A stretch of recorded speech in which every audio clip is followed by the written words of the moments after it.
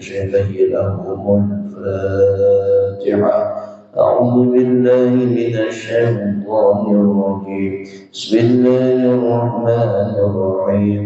الحمد لله رب العالمين الرحمن الرحيم مالك يوم الدين إياك نعبد وإياك نستعين اهدنا الصراط المستقيم صراط الذين أنعمت عليهم غير المغضوب عليهم ولا الضالين آمين. Yang berikutnya kita bacakan Allah kita surah Al-Fatihah buat orang-orang tua kita yang masih berada, anak-anak kita, orang-orang tua kita yang sedang sakit. Kita minta kepada Allah biar disembuhkan segala penyakitnya, biar disembuhkan penyakitnya yang zahir ataupun penyakitnya yang batin. Dan keluarga kita, anak-anak kita, kalau masih ada yang sakit, kita doakan semoga juga Allah berikan kesembuhan kepada anak-anak kita dan anak-anak kita yang sedang memiliki tugas kewajiban belajar. Dan minta kepada Allah, ya Allah, semoga berikan mereka kemudahan dalam belajarnya, dalam mencapai cita-citanya. Bilkhusus orang tua al-fakir yang sedang kurang enak badan, semoga disehatkan, yaitu Ibu Haji Sani binti Wan dan putra al-fakir yaitu Fayyad Rasulullah dan putri semuanya yang lainnya dimudahkan dalam pembelajarannya. Ala hadhihi niyyah wa ala kulli niyyatin salihah. Al-Fatihah. أعوذ بالله من الشيطان الرجيم. بسم الله الرحمن الرحيم. الحمد لله رب العالمين الرحمن الرحيم مالك يوم الدين إياك نعبد وإياك نستعين اهدنا الصراط المستقيم صراط الذين أنعمت عليهم غير المغضوب عليهم ولا الضالين. Amin. Kita berdoa kepada Allah buat hajat-hajat kita. Semoga Allah kabulkan, Allah mudahkan hajat-hajat kita, baik hajat dunia kita yang kemudian kita minta pada malam hari ini, semoga segera dikabulkan oleh Allah Subhanahu wa taala. Ada dua keutamaan yang kita lakukan pada malam hari ini. Yang pertama adalah malam Jumat, yang kedua adalah kita berkumpul berjamaah untuk kemudian kita berdoa kepada Allah. Ini adalah asbab semoga doa-doa kita seluruhnya, hajat-hajat kita dikabulkan oleh Allah Subhanahu wa taala. Hajat pribadi, hajat organisasi. InsyaAllah nanti tanggal 3 Desember kita mengadakan maulid. Semoga maulid kita dimudahkan, dilancarkan, diberkahi oleh Allah Subhanahu wa taala. Ala hadhihi niyyah. Al-Fatihah. A'udzu billahi minasy syaithanir rajim. Bismillahirrahmanirrahim. Alhamdulillahi rabbil alamin arrahmanir rahim maliki yaumiddin iyyaka na'budu wa iyyaka nasta'in ihdinas siratal mustaqim siratal ladzina an'amta 'alaihim ghairil maghdubi 'alaihim waladdallin. Bismillahirrahmanirrahim. Allahumma shalli wa sallim wa barik alaihi ya Rabbil Mustafa baligh maqasidana waghfir lana ya wasi'al karami ya waliyil mustafa baligh maqasidana waghfir lana الله يا واسع الكرم يا مولانا يا مجيب يا حاضرا لا يغيب توسلنا إليك الحبيب تقضي حاجاتنا قريب يا والي المصطفى بلغ مقاصدنا واغفر لنا ما نقول يا واسع الكرم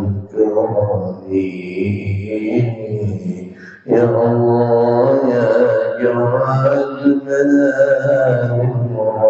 بالمنقذ بالإرشاد الحبيب عبد الله بن عدل الحمدان يا والي المصطفى بلغ مقاصدنا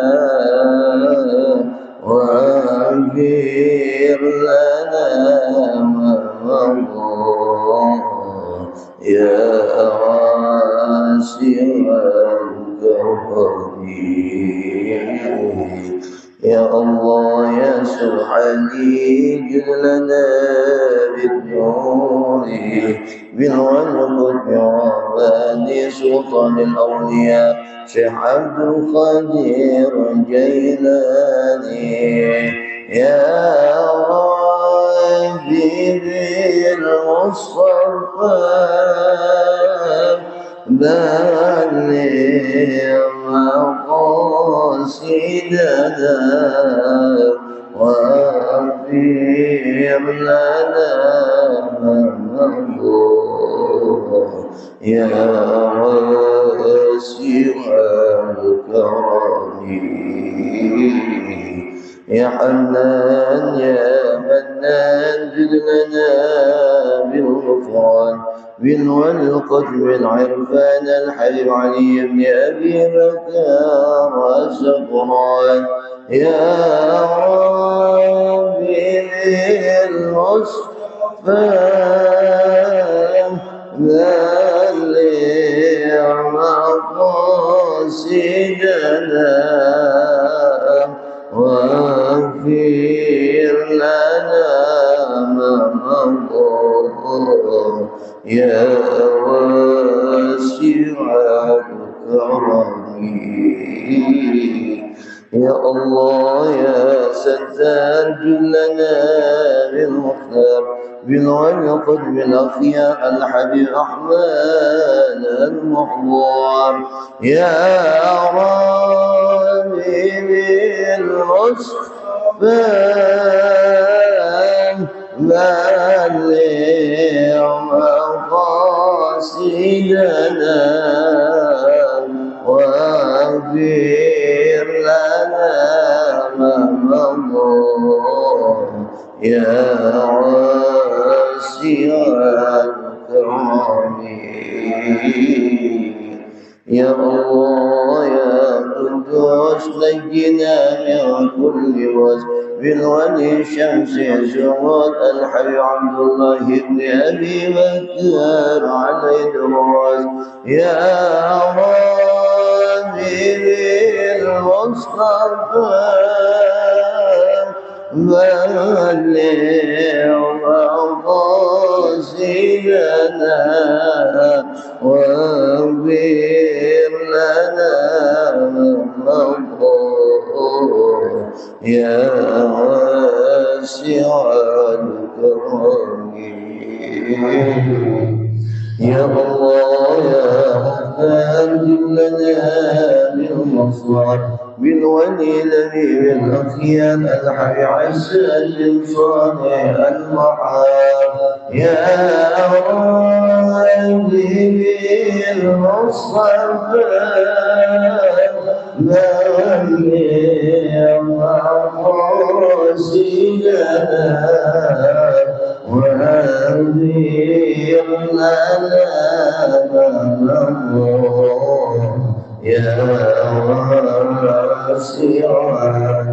الكرم يا الله يا مجيب المجيل الدودي نجنا من كل شيء الرحمن بن زيد الأبشي يا ربي سيدنا واغفر لنا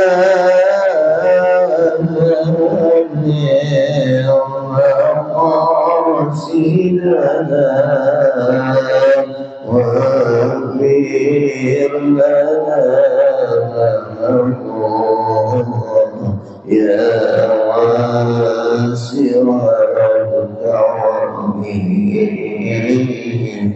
يا الله يا ربنا نجنا من شر الناس بالغر قدر الأنفاس الحبي عمر بن عبد الرحمن عن الطاس يا ربي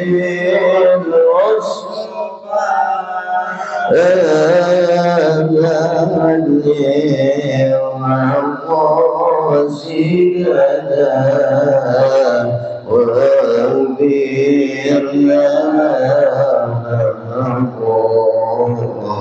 يا واسع الكرم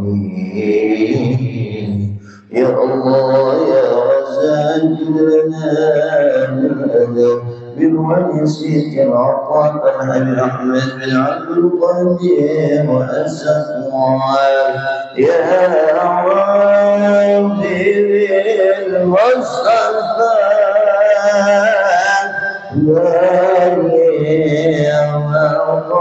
وقاسينا واغفر لنا يا واسع الكرم الحسن ثم الحسين للنبي قوة العين نورهم كشمعتين يدعون صلوا عليه يا ربي بالمصطفى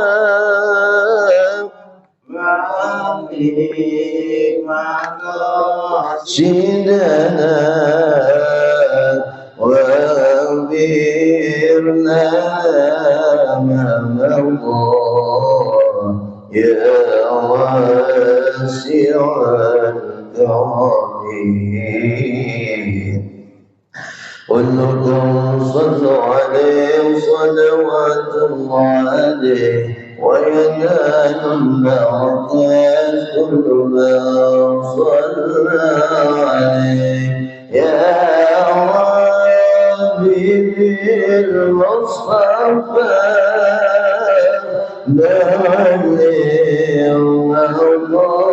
سيدنا واغفر لنا من يا واسع الكرم اللهم صل وسلم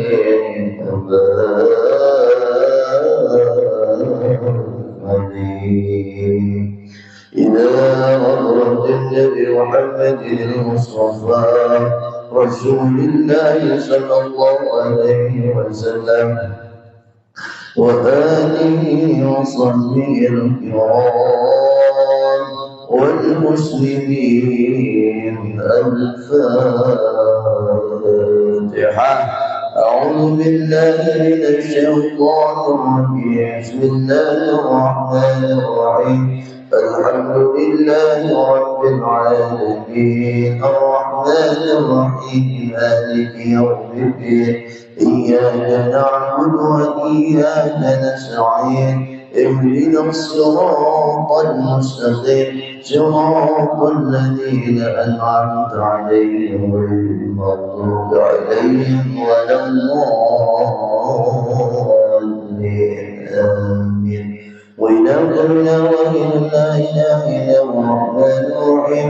الله لا إله إلا هو الحي القيوم لا تأخذ سنة ولا نوم في السماوات وما في الأرض من ذا الذي يشفع عنده إلا بأمره يعلم ما بين أيديهم وما خلفهم ولا يحيطون بشيء من علمه إلا بما شاء وسع كرسي السماوات والأرض ولا يئوده حفظهما وهو العلي العظيم لله ما في السماوات وما في الأرض وإن تبدوا ما في أنفسكم يحاسبكم به الله فيغفر لمن يشاء ويعذب من يشاء والله على كل شيء قدير آمن الرسول بما أنزل إليه ربه والمؤمنون كل آمن بالله وملائكته وكتبه ورسله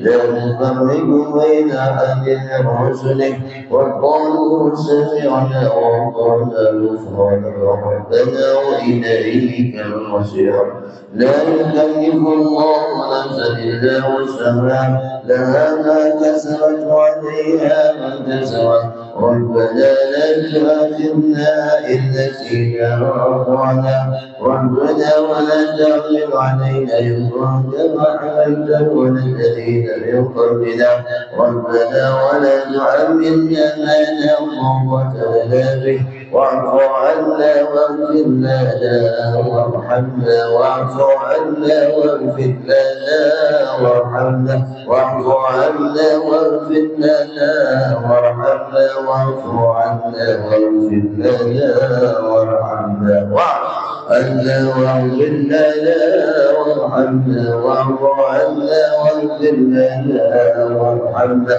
واعف عنا واغفر لنا وارحمنا أنت مولانا فانصرنا على القوم الكافرين لا إله إلا الله لا شريك له له الملك والحمد يحيي وعلى كل شيء قدير لا إله إلا الله لا شريك له له الملك يحيي وعلى كل شيء قدير لا إله إلا الله لا شريك له له الملك والحمد يحيي وعلى كل شيء قدير سبحان الله والحمد لله ولا إله إلا الله والله أكبر سبحان الله والحمد لله ولا إله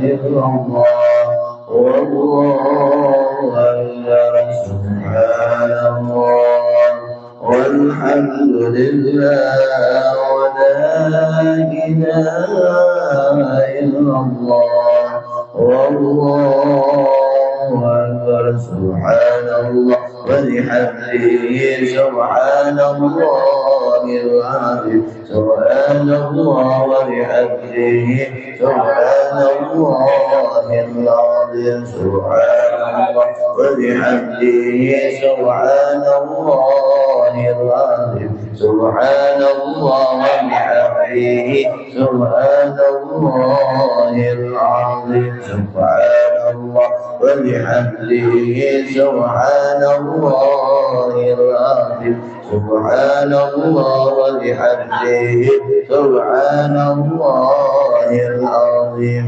ربنا اغفر لنا وتب علينا إنك أنت التواب الرحيم ربنا اغفر لنا وتب علينا إنك أنت التواب الرحيم ربنا اغفر لنا وتب علينا إنك أنت التواب الرحيم ربنا اغفر لنا وتب علينا إنك أنت التواب الرحيم اللهم صل على محمد اللهم صل عليه وسلم اللهم صل على محمد اللهم صل عليه وسلم أعوذ بكلمات الله التامة من شر ما خلق أعوذ بكلمات الله التامة من شر ما خلق أعوذ بكلمات الله التامات من شر ما خلق.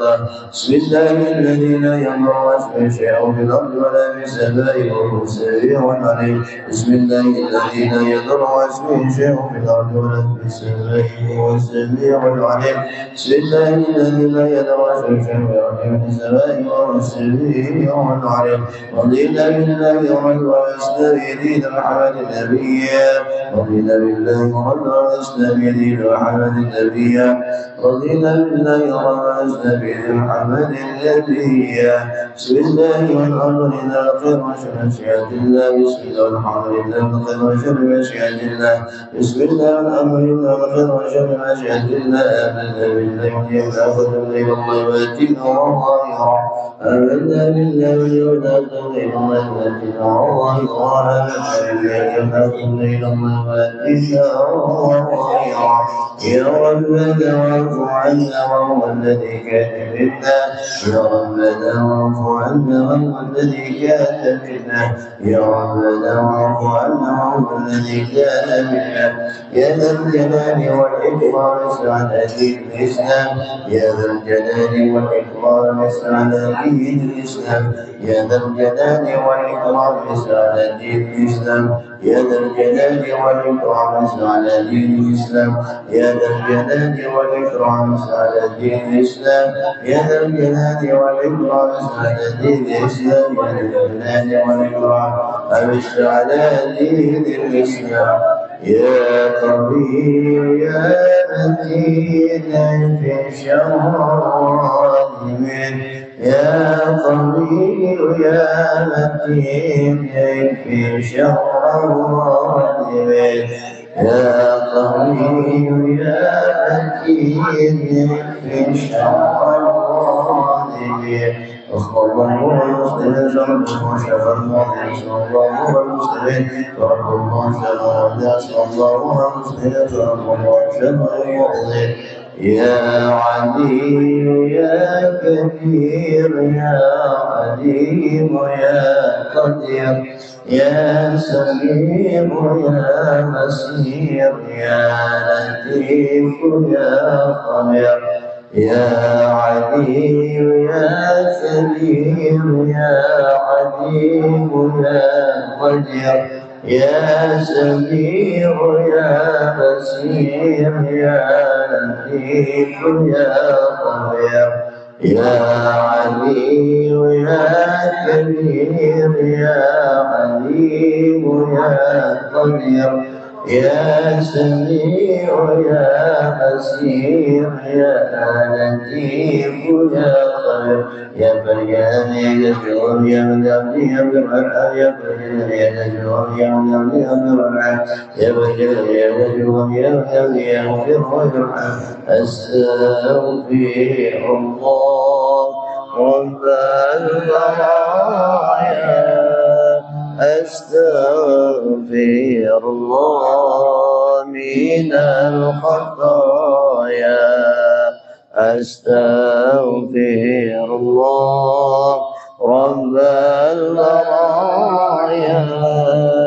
أستغفر الله من الخطايا. أستغفر الله رب البرايا.